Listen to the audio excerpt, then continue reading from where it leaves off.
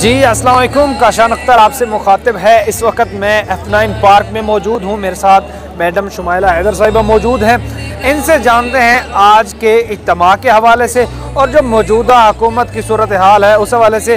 इस्लामाबाद को कंटेनरों से भर दिया गया है, इस्लामाबाद को बंद करने की तैयारियाँ की जा रही हैं और इमरान खान लॉन्ग मार्च की कॉल कब देने जा रहे हैं ये इन्हीं से जानते हैं। जी अस्सलाम वालेकुम। वालेकुम सलाम जी, बहुत शुक्रिया। आज जिस तरह यहाँ पे मिलादुन नबी मनाने की तैयारी की जा रही है और कुछ टाइम तक खान साहब पहुँच रहे हैं और मेरी तरफ से सबको ईद मिलादुन नबी मुबारक हो। ये वो दिन है जिस दिन नबी पाक सल्लल्लाहु अलैहि वसल्लम दुनिया पे तशरीफ़ लाए, जिनके लिए ये जहान बना।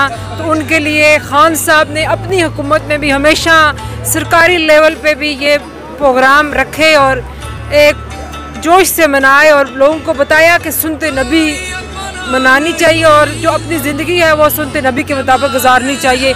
और इसी तरह हम इंशाल्लाह हमेशा मनाते रहेंगे। अगर इम्पोर्टेड हुकूमत के ऊपर बात करूं तो मैं अभी सेंटोरस से आ रही हूं। सेंटोरस हमारे वज़ीर आज़म आज़ाद कश्मीर की बिल्डिंग है, ये सभी जानते हैं। वहाँ माल में आग लग गई थी तो मेरी ख्वाहिश थी कि मैं थोड़ा सा लाइव चली जाऊँ।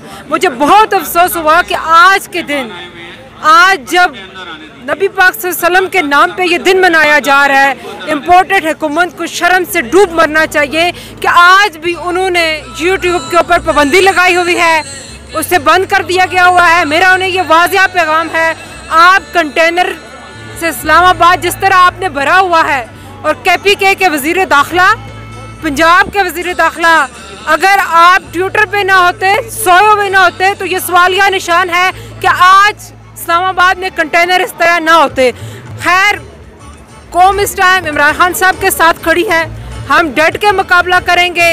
कल राना सनाउल्लाह जिसके लिए पंजाब से फोर्स आई और वो गायब हो गया, ये अक्सर कहते थे कि बनी गाला में खान साहब मौजूद होते थे। लिफाफा सहाफ़ी और जियो न्यूज़ वाले जिस तरह न्यूज़ चला देते थे कि खान साहब बनी गाला में मौजूद नहीं है, ये हम आपको बताएंगे कि कल राना सनाउल्लाह छुप गया था, ये आपको नहीं बताएंगे। ये वो लिफाफा सहाफ़ी हैं जिन्होंने खान साहब की पिक्चर अपलोड होने के बाद माफ़ी ज़रूर मांग ली है, मगर कल राने की कोई खबर नहीं दी। और वो मूँछों वाला डाकू जो लाइव शो में बैठ के धमकियाँ देता है, कल उसने ना कोई प्रेस कॉन्फ्रेंस की, ना उसकी तरफ से कोई धमकी आई।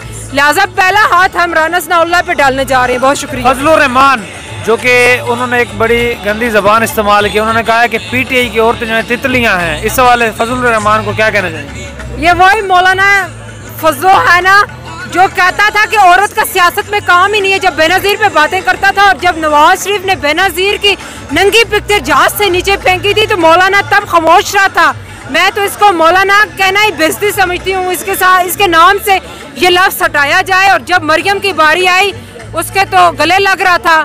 ये औरतों के बारे में जो ज़बान इस्तेमाल करता है और तहरीक इंसाफ के लिए जो करता है कि यूथियों की मैं ज़मीन गर्म करूँगा, तुम वो शख्स को जिसकी अपनी ज़मीन इस टाइम गर्म हुई पड़ी हुई है और सदर के ख्वाब के लिए तुम मार रहे हो। तुम सिर्फ हमारे एक शेर अली अमीन गंडापुर का मुकाबला करो, जाओ अपनी यूनियन कौंसिल जीत के आओ।